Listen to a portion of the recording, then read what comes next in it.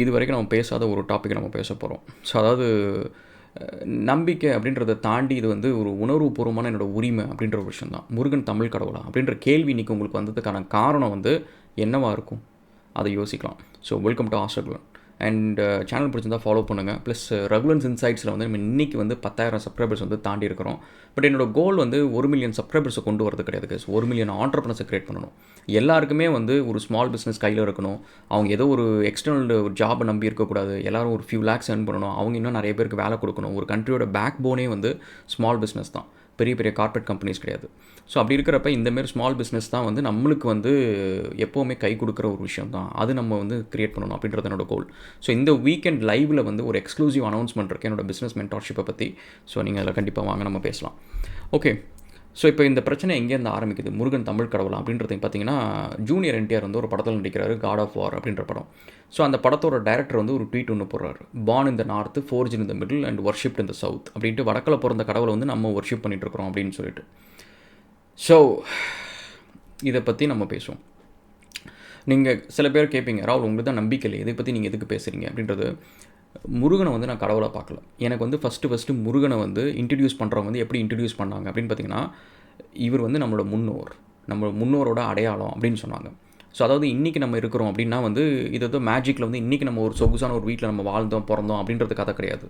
இந்த கதை ஆரம்பித்தது எங்கே அப்படின்னு பார்த்தீங்கன்னா, பல ஆயிரம் வருஷத்துக்கு முன்னாடி வந்து நம்மளோட பல ஜென்ரேஷன், நீங்கள் யோசிச்சு பாருங்கள், ஒவ்வொரு 60 வருஷத்துக்கும் 50 வருஷத்துக்கும் ஒரு ஜென்ரேஷன் அப்படின்னா இது எத்தனை ஆயிரம் ஜென்ரேஷன் இருக்கும்.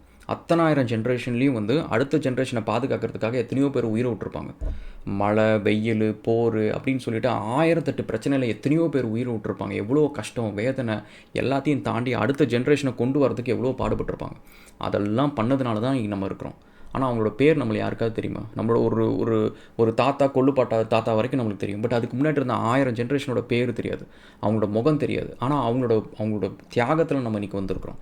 ஸோ அப்போ அந்த தியாகத்தை வந்து நம்ம யார்கிட்ட போய்ட்டு நம்ம வந்து அதுக்கான ஒரு மரியாதையை செலுத்துறது அப்படின்னு போகிறப்ப தான் நம்மளோட முன்னோர் வழிபாடு அப்படின்ற ஒரு விஷயம் வருது. அங்கே தான் வந்து முருகன் நிற்கிறாரு அப்படின்ட்டு தான் எனக்கு வந்து அறிமுகப்படுத்தினாங்க. இதில் வந்து நம்மளோட ஊரில் இருக்கிற குலதெய்வத்தை சொல்லுவாங்க, சிறு தெய்வத்தை சொல்லுவாங்க. இதில் நான் எக்ஸ்பர்ட் கிடையாது. ஸோ நான் எதாவது தப்பாக சொன்னோன்னா கோச்சிக்காதீங்க. ஏன்னா இந்த விஷயத்தில் நான் ஒன்றும் எக்ஸ்பர்ட் கிடையாது. நான் வந்து மன்னரோ பாரிசாலனோ கிடையாது. அவங்களுக்கு நான் எக்ஸ்பர்ட்லாம் கிடையாது. பட் இது வந்து என்னோட பேஸ்ட் ஆன் எனக்கு ஒரு தமிழனாக வந்து என்னோட ஒரு உரிமையான என்னோட விஷயம், இது என்னோட உரிமை அப்படின்ற ஒரு விஷயத்தை வந்து அவங்க திருட நினைக்கிறதுக்கு பின்னாடி ஒரு அஜெண்டா இருக்குது அப்படின்றது தான் என்னோட கோபம். சரி, அப்போ வந்து முருகன் தமிழ் கடவுளா அப்படின்னு கேட்டிங்கன்னா, கண்டிப்பாக தமிழ் கடவுள் தான். ஏன்னா நம்ம மட்டும்தான் வந்து முருகனுக்காக நான் வந்து அளவு குத்துறதையும், அங்க பிரதர்ஷனம் பண்ணுறதையும், காவடி எடுக்கிறதையும், இந்த விஷயத்தை எல்லாத்தையும் நான் வந்து இங்கே தான் பார்க்குறேன். இதை தாண்டி மலேசியாவில் நான் பார்க்குறேன். ஸோ பத்து கேவ்ஸ் அப்படின்ற ஒரு இடத்துல வந்து பெரிய முருகன் சிலை இருக்குது, அங்கே நான் பார்க்குறேன். ஸோ அப்படின்னு சொல்லிட்டு தமிழர்கள் எங்கெங்கெல்லாம் போகிறாங்களோ அங்கே தான் பார்க்குறேன். சிட்னியில் ஒரு முருகன் டெம்பிள் இருக்குது, ஸோ அதுவும் தமிழ் டெம்பிள் அப்படின்னு சொல்லிட்டு தமிழர்கள் எங்கே போய் கோயில் உருவாக்குறாங்களோ, தமிழர்கள் எங்கே போய் வழிபாடு பண்ணுறாங்களோ அந்த இடத்துல மட்டும்தான் இருக்குது. வடக்குலேருந்து வரவங்கெல்லாம் வந்து ராமரை கும்பிட்றாங்க, அண்டு சிவனை கும்பிட்றாங்க, அண்டு சாய்பாபாவை கும்பிட்றாங்க, அதெல்லாம் பண்ணுறாங்க. ஸோ நம்ம கும்பிட்ற கடவுள் எப்போவுமே நீங்கள் பார்த்தீங்கன்னா முருகன் தான் இருக்குது. அண்ட் அதேமாரி வந்து நான் இது வரைக்கும் இத்தனை நாள் என்னோடய வாழ்க்கையில் ஒரு தமிழரோட வீட்டில் போயிட்டு ஒரு பிவிசி பைப்லேயும் ஒரு அட்டையிலையும் வந்து முருகன் வேலை செஞ்சு நான் சாமி கும்பிட்றேன் அப்படின்னு சொல்லிட்டு நான் சொல்லி கேட்டதே கிடையாது. ஸோ அப்படி சொல்கிறவங்க தமிழரும் கிடையாது. அவங்க வந்து எதேச்சியாக இப்போ வந்தவங்க, ஒரு 2000 வருஷத்துக்கு முன்னாடி வந்தவங்க, நான் தமிழன்னு சொல்லிட்டு நம்மளுக்குள்ளார வந்து டூப்பில் இருக்கிறவங்க. ஸோ அவங்களுக்கும் தமிழ் பற்றி என்றைக்குமே வராது. ஸோ அவங்கள வந்து நான் தமிழன்னு ஒத்துக்கவே மாட்டேன். இந்த வந்தேரி தேரி உண்மையா அப்படின்னு கேட்டிங்கன்னா, இதை வச்சே நம்ம ப்ரூவ் பண்ணலாம். ஸோ அதனால தான் நீங்கள் பார்த்தீங்கன்னா, அவங்க வந்து நம்ம செய்கிற எந்த ஒரு விஷயத்தையும், இந்த வழியோடு செய்கிற எந்த ஒரு விஷயமும் அவங்க செய்ய மாட்டாங்க. ஏன்னா அவங்களுக்கு அதில் நம்பிக்கையே கிடையாது. நம்ம ஏன் செய்கிறோன்னா நம்மளுக்கு அது மேலே நம்பிக்கை. அதே நம்பிக்கை வந்து ஏன் வந்து பக்கத்தில் ஆந்திராவில் கிடையாது, கேரளாவில் கிடையாது, மற்ற ஸ்டேட்டில் எங்கேயுமே கிடையாது. ஏன்னா அவங்க அந்த சாமியை கும்பிடல.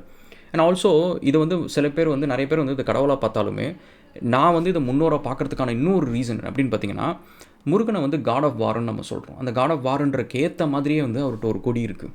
ஸோ அவர் அந்த மலை பிரதேசத்தில் பிறந்தாலும் அவரோட கதைகள் வந்து வாய் வழியாக, செவி வழியாக வந்து தமிழ்நாடு ஃபுல்லாக பரவிருக்கு. தமிழ்நாடு மட்டும்தான் நிறைய பரவிருக்கு. அந்த தமிழ்நாடு ஃபுல்லாக இருக்கிறவங்களுக்கு அந்த முருகன் மேலே வந்து ஒரு பற்று அப்படின்றது வந்து அளவுக்கு அதிகமாகவும் இருக்குது. ஸோ அப்படி இருக்கிறப்ப ஒரு உண்மையாலுமே அந்த காலத்தில் ஒரு மனுஷன் வாழ்ந்துருக்கலாம். ஸோ முருகன்ற பேரில் இருந்திருக்கலாம், கந்தன்ற பேரில் இருந்திருக்கலாம், கார்த்திகேயன்ற பேரில் இருந்திருக்கலாம், ஏதோ ஒரு பேரில் வேணாலும் இருந்திருக்கலாம். அவன் இருந்ததோட அந்த சான்று வந்து அவன் செஞ்ச ஏதோ ஒரு வேலையை வந்து மக்களை வந்து அந்தளவுக்கு வந்து ஏதோ ஒரு விஷயத்தில் வந்து பாதிச்சிருக்கு. ஸோ மக்களுக்கு ஏதோ ஒரு விஷயம் நிறைய செஞ்சுருக்கான்.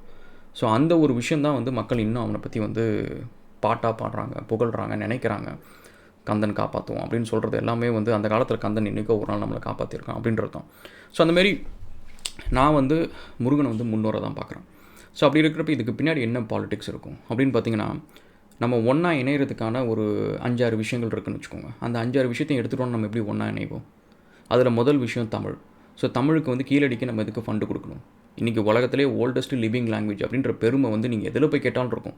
ChatGPTயில் கேட்டாலும் இருக்கும். நம்ம ஊரில் தான் இங்கே இருக்கிற சுற்றி இருக்கிறவங்க தான் கேட்டுப்பாங்க. இல்லை கன்னடம் தான் ஓல்டுப்பா, தெலுங்கு தான் ஓல்டுன்ட்டு, சான்ஸ்கிரிட் தான் ஓல்டுன்ட்டு. ஆனால் உலகத்தில் இருக்கிற எந்த ஒரு சாட் இன்ஜினோ இல்லை எந்த ஒரு ஏஐயோ வந்து சொல்லாது இது நீங்களாம் ஓல்டுன்னு சொல்ல அந்த பேர் லிஸ்ட்டே வராது, தமிழ் தான் வரும். ஸோ அப்படி இருந்துமே வந்து அதுக்கான ஃபண்டிங் கொடுக்கல. ஸோ அதில் வந்து ஆராய்ச்சி பண்ணுறவங்கள அதில் வந்து பண்ண விடலை. அதை பற்றியான ஆர்டிகல்ஸ் பப்ளிஷ் பண்ணலை. இன்டர்நேஷ்னல் லெவலில் நம்மளது பெருமையை கொண்டு போய் சேர்க்கறதுக்கான எந்த ஒரு முயற்சியும் செய்யலை. ஏன்னா அந்த விஷயம் எல்லாம் நம்மளோட உணர்வுபூர்வமான விஷயம். அது நம்மளை ஒன்றிணைக்கும். அதை அழிச்சிட்டா நம்ம ஒன்றா இணைய முடியாது அப்படின்ற மாரி ஒன்று. அதுக்கப்புறம் நம்மளோட கலாச்சாரமாக இருக்கட்டும், நம்மளோட உடையாக இருக்கட்டும், இது எல்லாத்தையுமே நம்ம வாயிலே நம்மளை கேலி பண்ணுற அளவுக்கு வந்து அதை வச்சு நம்ம வந்து நிறைய காமெடி பண்ணியாச்சு படத்தில் எல்லாத்துலேயுமே. இந்த தமிழுமே எடுத்துக்கிட்டாலும் சரி, நம்ம தமிழ் டைரக்டர்ஸ் என்ன பண்ணுறாங்க, தமிழே பேச தெரியாதவங்களை கொண்டு வந்து கொஞ்சம் தப்பாக தமிழ் பேச வச்சு அந்த தப்பான தமிழை நம்மளை பேச வைக்கிறாங்க. அதையும் நம்ம வந்து ஸ்டைலுன்னு நினச்சி ட்ரெண்டுன்னு நினச்சி அதை பேசிகிட்டு இருக்கிறோம், ரீல்ஸ் போட்டுட்ருக்குறோம். ஸோ இதில் அடுத்ததாக வந்து இப்போ ஆரம்பிக்கிறது வந்து கடவுள்.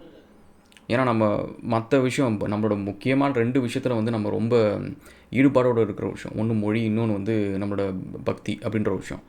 ஸோ மொழிக்கு ஒரு விஷயம் நம்ம பண்ணியாச்சு. ஏதோ ஒரு விஷயத்தில் மொழி எப்படியோ அழிக்கிறதுக்கு ஒரு பிளான் போட்டாச்சு. பட் கடவுளுக்கு இப்போ இந்த கடவுளை கொண்டு போய் டைல்யூட் பண்ணி நார்த் இந்தியாவில் இது இருந்துச்சு இது உங்களோடது கிடையாது அப்படின்னு சொல்லிட்டு அது மேலே இருக்கிற பற்று குறைஞ்சிடும்ல. ஸோ அது மேலே பற்று குறைஞ்சிச்சு அப்படின்னா நம்மள்ட்ட இருக்கிற ஒன்றா இணைக்கிறதுக்கான ஒரு 5-6 விஷயத்தை எடுத்துட்டோம் அப்படின்னா நம்ம எப்படி ஒன்றா இணைய முடியும்? அதுக்கப்புறம் தமிழ் இல்லைன்னா தமிழ்நாட்டோட பேரே மாற்றிடலாம்ல. எனிவே, ஸோ இதை பற்றி நீங்கள் என்ன நினைக்கிறீங்க அப்படின்னு சொல்லிட்டு சொல்லுங்கள். ஸோ எனக்கு வந்து கடவுள் நம்பிக்கைலாம் இல்லை கைஸ். கடவுள் என்றைக்குமே நம்மளை வந்து காப்பாற்றினதில்லை. எனக்கு அதிலெல்லாம் ஓகே தான். பட் என்னென்னா, இது வந்து முன்னோர் வழிபாடு. என்னை பொறுத்த வரைக்கும் நான் அப்படி தான் நான் பார்க்குறேன். ஸோ அதனால் இதில் நீங்கள் வந்து கடவுள் நம்பிக்கை இல்லாத நார்த்திகராக இருங்க, நீங்கள் பெரியாரிஸ்டாக இருங்க, யாராக வேணாலும் இருங்க. பட் இது வந்து உங்களோட பண்பாடு சம்மந்தப்பட்ட விஷயம். இது வந்து உங்களோட வரலாறு சம்மந்தப்பட்ட விஷயம். இது உங்களுக்கு மட்டுமே தொடர்புள்ள ஒரு விஷயம். ஸோ அதை அவங்க வந்து அதாவது வரலாறை பொறுத்த வரைக்கும் ஒன்று நினச்சிக்கோங்களேன், இல்லாத ஒரு விஷயத்தை உருவாக்குறது ரொம்ப கஷ்டம். அதை வந்து அதுக்கு சான்று வேணும், அதுக்கு வந்து ப்ரூஃப் வேணும். ஸோ அதெல்லாம் இல்லாமல் நீங்கள் வந்து ஒரு கதையை சொன்னீங்க அப்படின்னா ப்ரூஃப் எங்கன்னு கேட்டால் வேலை முடிஞ்சிச்சு. ஆனால் இருக்கிற ஒரு விஷயத்த வந்து திரிக்கிறதுன்றது ரொம்ப ஈஸி. அதை அப்படியே மாற்றி அதை வந்து அந்த உண்மையை திரிச்சு மாற்றுறது அப்படின்றது ரொம்ப ஈஸி. ஏன்னா அதுக்கு வந்து சான்று இருக்கும். அந்த சான்றை வந்து நம்ம திரிச்சு மாற்றணும் அப்படின்னா கதையை மாற்றிடலாம். ஸோ இப்போ அதை தான் பண்ணுறாங்க. முருகன் வந்து நார்த் இந்தியாவில் பிறந்தாங்க அப்படின்னு சொல்லிட்டு ஒரு சில பேர் இப்போ வந்து பேசிகிட்டு இருக்கிறாங்க. ஸோ அதோட நோக்கம் வந்து இப்போ முருகன் அங்கே பிறந்தானா எங்கே பிறந்தானா, சரி இங்கே தான் பிறந்தாருன்னு வச்சுக்கோங்க, சரி நீ கும்பிட்டு போங்க அப்படின்றது அவங்களுக்கு பிரச்சனை கிடையாது. ஏன் நார்த் இந்தியாவில் பிறந்தாருன்னு அப்படின்னு சொல்லிட்டு சொல்லணும். So okay,